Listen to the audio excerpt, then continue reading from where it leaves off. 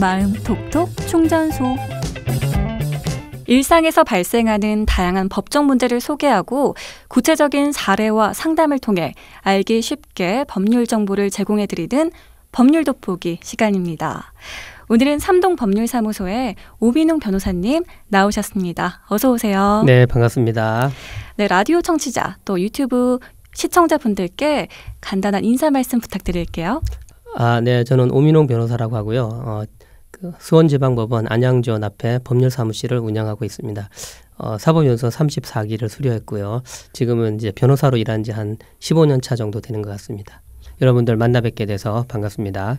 야, 이 시간 함께 해주셔서 정말 감사드린다는 인사 먼저 드리고요. 왜 많은 업종들이 요즘 코로나로 인해서 많은 변화를 겪고 있습니다.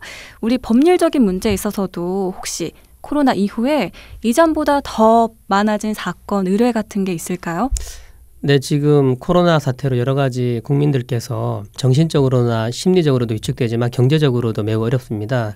따라서 요즘 이제 가정이 경제적으로 어려움을 겪게 되면 이제 아무래도 부부 간에도 좀 다툼이 많아지고 그렇게 되면 그것이 이제 이혼 소송으로까지 이어지게 되는 경우가 많아서 참 안타까운 마음이 듭니다. 그래서 실제로 저도 보면 작년에 비해서 이혼 소송 상담이나 이혼 소송 건수가 조금 늘어나는 것 같고요. 네. 또 이제 코로나로 인해서 자영업자나 이런 분들이 이제 채권 채무 관계가 원활하게 제일 해결이 안 되다 보니까 이제 돈을 빌리고 갚지 않으면 이제 민사 소송을 한다든지 아니면 이제 사기죄로 형사 고소를 하게 됩니다. 따라서 그런 채권 채무 관련된 민사 소송이나 또는 형사 고소 사건이 좀 늘어가고 있는 추세라서 변호사인 제 입장에서 좀 안타깝다는 생각이 듭니다. 그렇군요. 그럼 우리 오민웅 변호사님이 오늘 전해주실 법률 돋보기 어떤 주제로 함께 해주시나요? 네, 오늘은 올해 아마 개정된 법률 중에 최고의 이슈되는 법률이라고 할 수 있는데 이제 개정된 주택임대차보호법에 관련해서 좀 말씀드리고자 합니다. 네. 이 주택임대차보호법이 그 전월세 신고제, 전월세 상한제, 계약갱신 청구권제 이 세 가지를 핵심으로 하는 거죠? 네네, 그렇습니다. 네, 좀 자세히 정리를 좀 해주신다면요? 네, 먼저 이제 개정된 주택임대차보호법 관련해서 이게 이제 시행 일자가 2020년 7월 31일입니다. 그래서 시행된 지가 불과 몇 달이 되지 않습니다. 그러다 보니까 네. 이게 법이라는 게 최초에 이제 제정이 되면 개정이 되고 나면 그거를 시행 적용하면서 여러 가지 시행착오를 겪게 되는데 네. 현장 그 공인중개사라든지 실제로 거래를 하시는 많은 임차인, 임대인분들도 혼란 속에 지금 빠져 있는 상태입니다. 그래서 가급적 계약을 하시거나 할 때 네. 전문가한테 자문을 좀 받으시거나 아니면 그 홈페이지를 가시면 국토교통부 홈페이지를 가시면 네. 여러 가지 개정된 주택임대차보호법 주요 내용이나 그 Q&A라 그래서 이제 묻고 답하는 형식으로 준비가 돼 있으니까 그거를 찾아보시는 게 좋고 아니면 이제 부동산 중개인이나 또는 변호사한테 자문을 구해서 계약들을 처리하시면 좋겠습니다. 네, 그 정보 확인하시고요. 이해가 안 되거나 또 이게 개정되고 시행된 지 얼마 안 된 법률이기 때문에 우리 변호사님 말씀대로 전문가를 찾아가서 자문을 구하는 것도 좋은 방법이겠습니다. 자, 이 주택임대차보호법 내용 가운데 중요한 부분이 있으면 좀 간략하게 말씀해 주세요. 예, 주택임대차보호법에서 이제 제일 중요한 게 이제 계약갱신 요구권입니다. 네. 결국은 이제 정부에서 이제 서민들의 안정적인 주거 확보와 세입자의 권익 보호를 위해 주택임대차에 대한 계약갱신 요구권, 그리고 전월세 상한제, 그리고 전월세 신고제를 바탕으로 한 이른바 임대차 3법을 도입하였는데요. 이 중에서 제일 중요한 게 이제 계약갱신 요구권입니다. 그래서 계약갱신 요구권에 관련해서 이제 몇 가지 이렇게 핵심되는 내용에 대해서 좀 중요하다 싶은 것을 좀 더 발췌를 해서 여러분들에게 설명을 좀 드리도록 하겠습니다. 네, 좋습니다. 이제 쉽게 이해를 하실 거면 보통 이제 주택임대차는 보통 2년에 한해서 보호가 됩니다. 네. 근데 계약갱신 요구권은 2년을 한 번 더 보장받을 수 있는 권리라고 생각하시면 됩니다. 네. 현행 2년에서 네네. 4년이 되는 거군요. 근데 이제 문제는 그러면 이제 현재 2년만 사는 사람도 있고 네. 아니면 그전에 이미 오랫동안 갱신을 해서 살아온 사람들도 있잖아요. 네네. 그런 거 여부와 상관없이 무조건 한 번 더 2년을 갱신할 수 있는 권리다.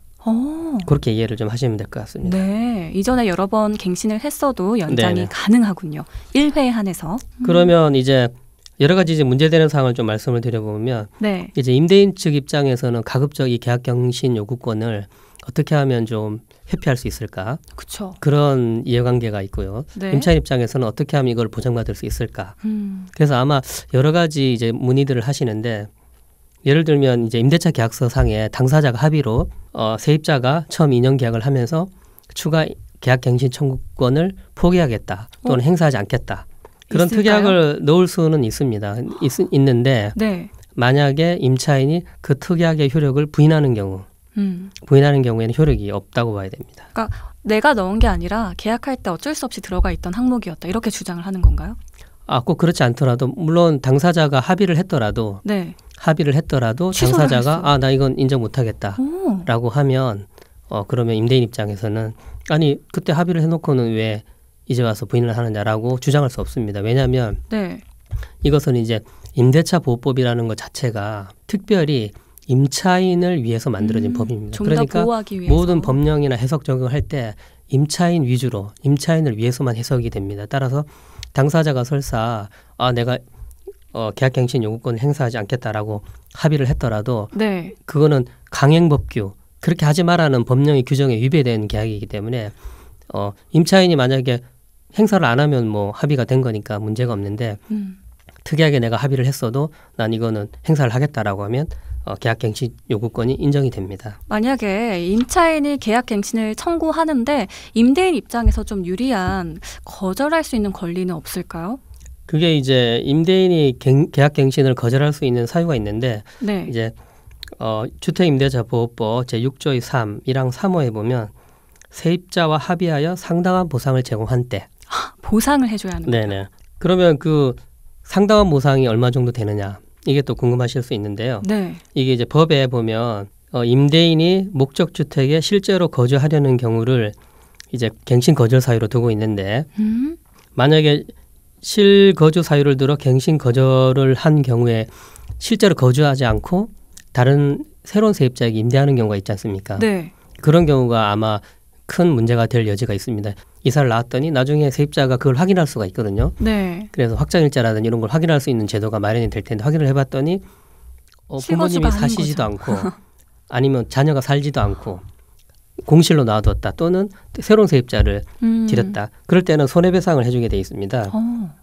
그게 이제 구체적으로 뭐냐면 금액이 갱신 거절 당시 월 차임의 3개월분 갱신 거절로 인하여 세입자가 입은 손해 또는 임대인이 제3자에게 임대하여 얻은 환산 월 차임과 갱신 거절 당시 환산 월 차임 간의 차액의 2년분. 그러니까 쉽게 설명을 드리면 네. 제가 갱신 거절 당시에 뭐 월 100만 원의 차임을 내고 있었다. 근데 이제 임대인이 와서 자기가 거주를 하거나 자기의 부모님이나 자녀가 거주할 테니 좀 이사를 가시라 해서 이사를 나왔는데 알고 봤더니 다른 사람에게 높게 예를 들면 100만 원이었는데 150만 원의 세를 냈다.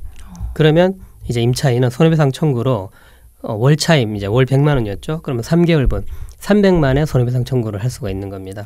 그렇군요. 또는 이제 새로운 세입자가 그분이 임대인이 원래 100만 원을 받다가 150만 원으로 50만 원을 올렸잖아요. 네. 그럼 그 차익이 50만 원이잖아요. 그 50만 원의 2년분. 그러면 50만 원이면 1년이면 600만 원이고 1200만 원이 되겠죠. 1200만 원이나 실제로 세입자가 입은 손해액. 제가 볼 때는 그 차액이 제일 크겠죠. 이 세 개 중에 한 금액을 청구를 할 수가 있습니다. 이 상당한 보상이라는 금액의 크기가 명문화돼 있네요. 그렇죠. 임대인의 입장에서는 실거주라는 정당한 사유 없이는 손해배상액을 임차인에게 주어야지만 거절할 수가 있는 거네요. 제일 좋은 게 이제 일정한 손해보상을 해주시고 합의에 의해서 계약갱신 요구권을 그거를 거절할 수 있는 방법을 취하시는 게 임대인에게도 안정적이고 임차인에게도 합리적인 그런 방법이 아닌가 그렇게 생각을 합니다. 네, 임대인의 입장에서는 계약갱신을 거절하고 싶은 이유가 이 전월세 상한제죠. 직전 임대료의 5% 이내로 규정하는 법안인데 이 부분에 대한 설명도 좀 해주세요. 네, 전월세 상한제에 따르면 임대료를 매해 이제 5%씩 이제 상한을 둔 겁니다. 그래서 오해를 하시면 안 되는 게 네. 그러면 5%까지는 무조건 올려주는 것이냐? 그것이 아닙니다. 즉 이제 증액 청구는 약정한 차임이나 보증금이 임차 주택에 관한 조세 공과금, 그 밖의 부담의 증감이나 경제 사정의 변동으로 인하여 적절하지 아니하게 된 때 증감을 청구할 수 있다고 되어 있습니다. 따라서 이것을 오해를 해서 임대인의 경우에는 그러면 무조건 5% 올리겠다라고 일방적으로 통지를 한다든지 그러면 임차인이 그걸 무조건 수용을 해야 되느냐? 그렇지 않습니다. 근데 통상적으로는 이제 5% 정도 증액을 하겠다 그러면 그 현장 저도 이제 거래 자문을 해보면 네. 5% 정도는 임차인분들께서 그냥 올려주시더라고요. 근데 그게 이제 절대적인 것은 아니고 만약에 임차인이 지금 코로나 같이 이렇게 어려운 상황에서 차임을 5%라도 올리는 건 좀 부당하다. 그럴 수 있지 않습니까? 네. 그러면 이제 임대인 측에서 기존의 차임이 보증금이나 조세 공과금 그 밖에 부담의 증감이나 경제적 사정의 부담으로 인하여 적절하지 않다. 그러니까 좀 더 올려야 된다. 올려야 될 만한 경제적인 여러 가지 사정이 있다라는 거를 임대인 측이 그걸 입증을 해야 됩니다. 만약에 그게 합의가 안 되면 네. 이제 임대차 분쟁 조정위원회라는 데가 있습니다. 거기에다가 이제 조정을 신청해서 거기서 이제 결정을 하도록 하는 방식으로 가게 됩니다. 그러니까 알아두셔야 될 것은 5%를 무조건 올려줘야 되는 건 아니다. 그리고 임대인이 그거를 요구해서 임차인이 그거를 받아들이지 않을 때는 임대인 측에서 그런 사정들을 임대인 측이 주장해서 입증을 해야 된다. 이런 내용을 알고 계시면 되겠습니다. 네. 자, 오늘 이 시간 최근 개정된 주택임대차 보호법에 대해서 삼동법률사무소 오민웅 변호사와 함께 이야기 나눠봤습니다. 최근에 부동산 문제가 이슈가 크게 됐는데 사실 뉴스를 봐도 이해가 안 되는 부분이 많았거든요. 오늘 이렇게 핵심 부분을 조리 있게 또 귀에 쏙쏙 들어오게 알려주셔서 너무 좋았습니다. 어떠셨어요? 예, 저도 이번 기회로 좀 더 정확하게 이제 국토교통부 홈페이지를 들어가서 저도 자료를 보고 이제 공부를 좀 했습니다. 그래서 절대로 이렇게 혼자 판단하지 마시고 가급적이면 이제 직접 홈페이지에도 들어가시고 또는 법률 전문가나 또는 변호사에게 자문을 구해서 이 임대차 거래를 하시기를 부탁드리겠습니다. 네, 이 시간 삼동법률사무소의 오민웅 변호사와 함께했습니다. 고맙습니다.